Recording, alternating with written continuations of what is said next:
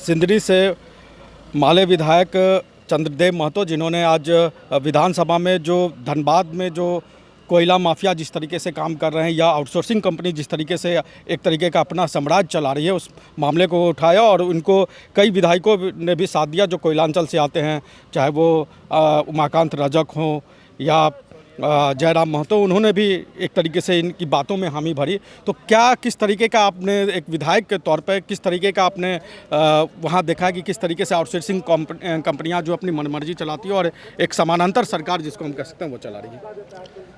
ये निश्चित रूप से हमारे क्षेत्र में और अगल बगल जो हम देख रहे हैं, जो लोगों को विशेष करके ज़मीन जबरन उसको अतिक्रमित कर दिया जा रहा है और इस अतिक्रमण में उस ज़मीन मालिक की रैयत का, अगल बगल के लोगों का एक सहयोगी के रूप में कोई शासन प्रशासन नहीं आ रहा है, जिस कारण से सदन में इसको हम लोग ने मजबूती से रखा। कई ऐसे घटना हुई, कई जाने भी गया जिसको दुर्घटना का नाम दिया गया, जानबूझ के करने का, कभी गाड़ी से दबा के मार दिया गया, कभी रौंद दिया गया, या फिर कभी हमने भी देखा कि जो बाघमारा क्षेत्र है उसमें 2 महीने पहले डीएसपी के ऊपर भी इस तरीके का हमला हुआ जो आउटसोर्सिंग कंपनियां थी। तो वो किस तरीके से आपको लगा कि वो प्रभावित कर रही हैं चीज़ों को?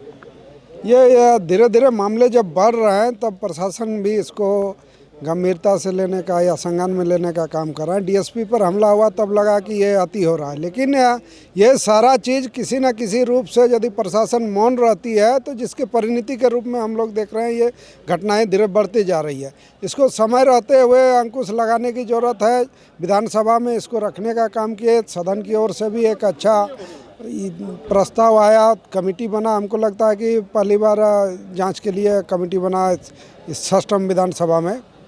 तो जांच कमेटी के बाद रिपोर्ट आता है, रिपोर्ट के बाद जो ही होगा उस पर फिर हम लोग देखेंगे आगे क्या करना है। लेकिन मूलतः जो ही है सवाल है कि ये अनाधिकृत रूप से, अवैध रूप से जो काम हो रहा है उस पर अंकुश लगाने की ज़रूरत है।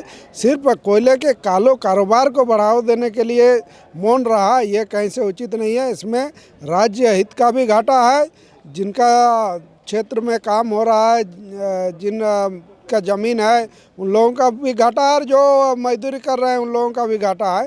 तो इन सारे लोगों का हित देखते हुए जांच होना चाहिए और जांच के बाद कार्रवाई होनी चाहिए। अब आपको क्या लगता है कि किस तरह का, अगर कोई इस तरीके से चला रहा है समानांतर सरकार जो कह सकते हैं, तो उनको किस तरह का संरक्षण, कोई राजनीतिक संरक्षण है या कोई आधिकारिक संरक्षण, किस तरह प्रशासनिक संरक्षण? क्या निश्चित रूप से ये राजनीतिक संरक्षण है। विशेष करके सुरंगा का जो मामला देखें और अगल बगल में जो कंपनी एटी देव प्रभा जो काम कर रही है, उन लोगों का सीधा संबंध भाजपा से है। केंद्र में सरकार है और केंद्रीय प्रतिष्ठान का काम है, कोल इंडिया केंद्र के अधीन का अनुषंगिक इकाई है।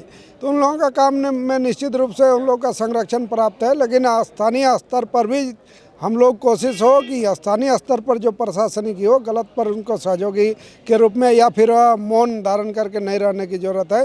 जहां गलत हो रहा है उस पर कड़ाई से कार्रवाई करने की ज़रूरत है।